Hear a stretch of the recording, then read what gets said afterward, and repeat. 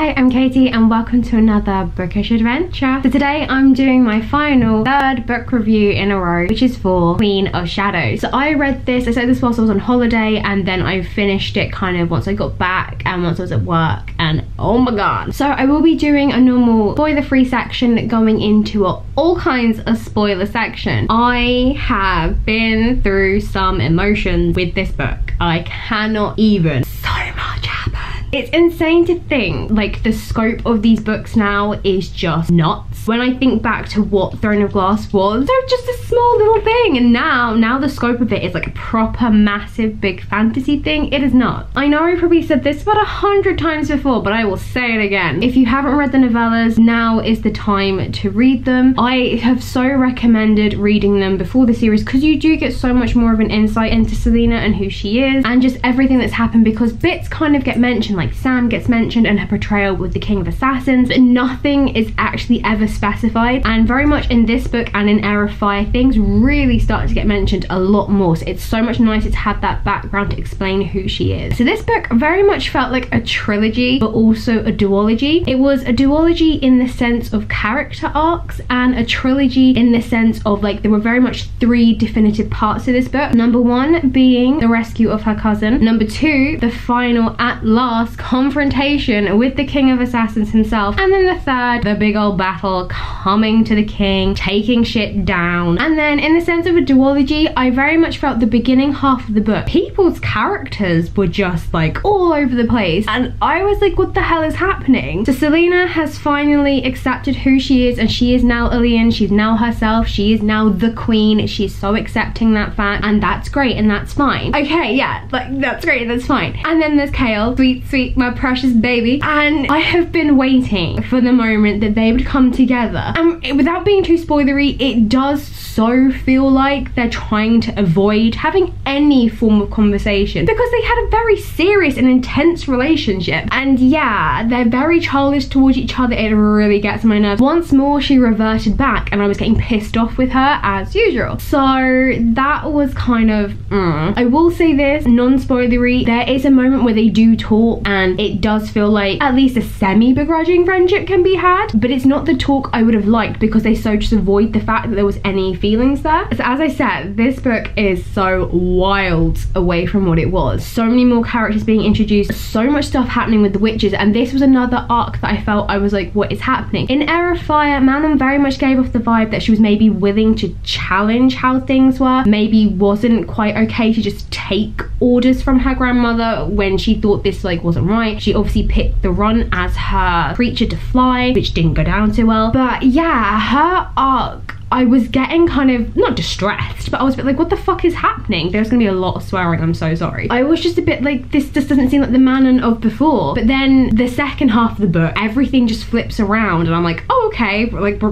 rolling with this, which I will discuss in my spoiler section. It was such a good book, and as usual, the end just ramps and ramps and builds and builds, and it is like, holy, like the emotions I was going through. I had several train journeys to places. I was in an emotional state I could not tell you. Just so much was happening, I just couldn't even like. Another importance, like I said, about reading the Assassin novellas is that I was gonna say a creature, then a character from there makes a comeback into the main series, and there is one hell of a comeback. I really loved what they did with Cinder, with her character, with everything about her, because she is a bitch. She is a stuck-up little escort, but I loved what Sarah did with her character. So many emotions happened in this book, and it just becomes one of these things. I'm starting to get scared of where it's gonna go. Like, I'm scared of what's gonna be the fifth book now because it's so far from the first one. So much is happening. I'm scared. I don't know if I like it, but it's so good, but at the same time, it's just like, I can't even cope at this point. It is time that any of you who have not read this needs to say goodbye, because I really need to talk some spoiler stuff. So I said about the whole issue with like how I felt like with people's arcs at the start, and it was just very like, I just wanted to bang their heads together because they just didn't seem like they wanted to talk about their previous relationship. And it's like, seriously guys, I know you're with Rowan and that's great, you guys have fun and it be wonderful, but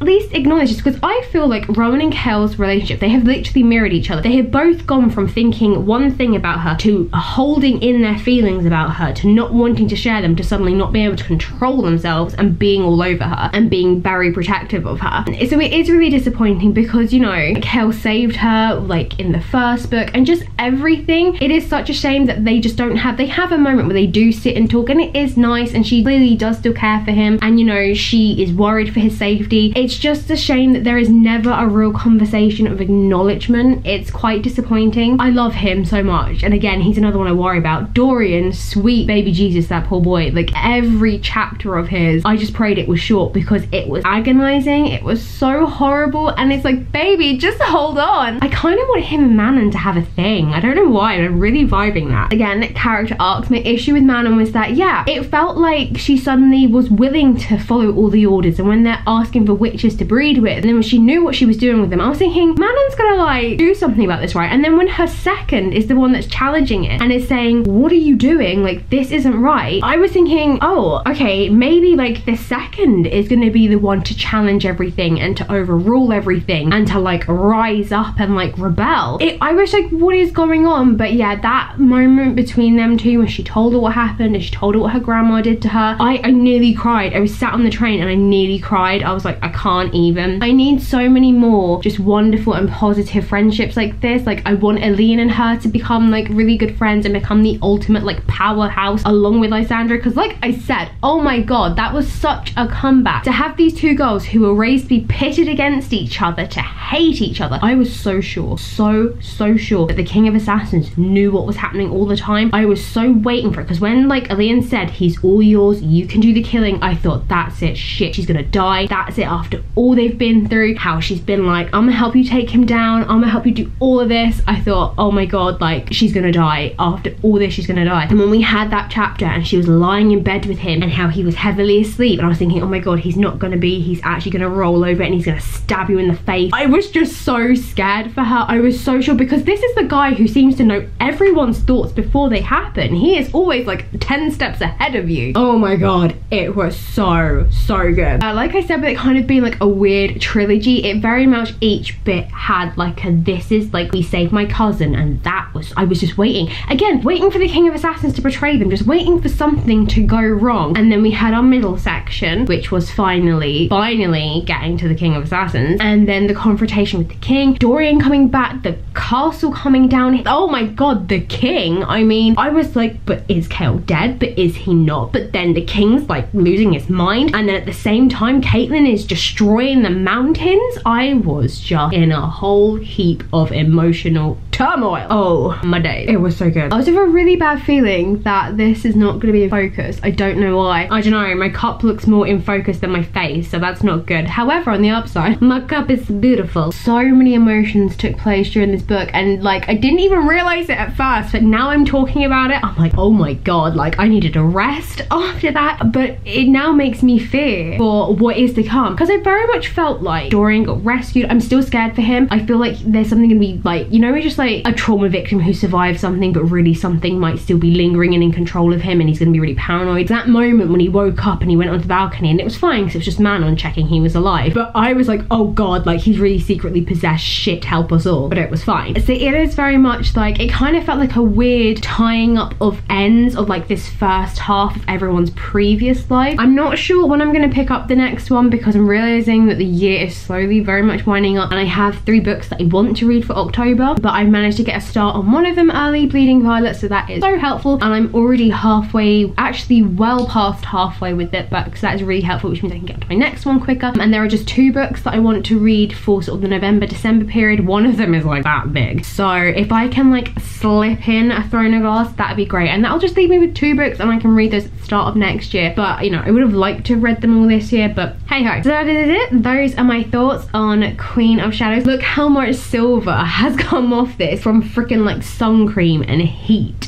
from my holiday. I'd like look down at my hand and I would just have like all this like metallicness on me, and I was like, great, just slowly ruining my book here. I would love to know your thoughts as well. You may not agree with you may be like, what the hell are you talking about? You are so not right, but this is how I experience it and how I feel it went. If you enjoyed this video, then smash that like button and show me your thumbs. Your love and support means the world. world to me. And as always, comment below. Doesn't even have to be about Throne of Glass. It could be, you could tell me a new series to read that totally got you screaming. Yeah, I was on the train just like, it was really hard to keep like control of myself. And of course, if you're new, hi, hello, sorry for quite a crazy introduction to who I am. Hit the subscribe button and never miss a video. So much more to come and loads to catch up on. I hope you have a very lovely Monday and enjoy the rest of your week. I will see you Thursday for another reading vlog. It is actually Friday for me, so I've now got the weekend off and it is so crap outside. I am feeling a duvet weekend. I'm feeling a let's get cozy kind of weekend. Enjoy, and I will see you Thursday.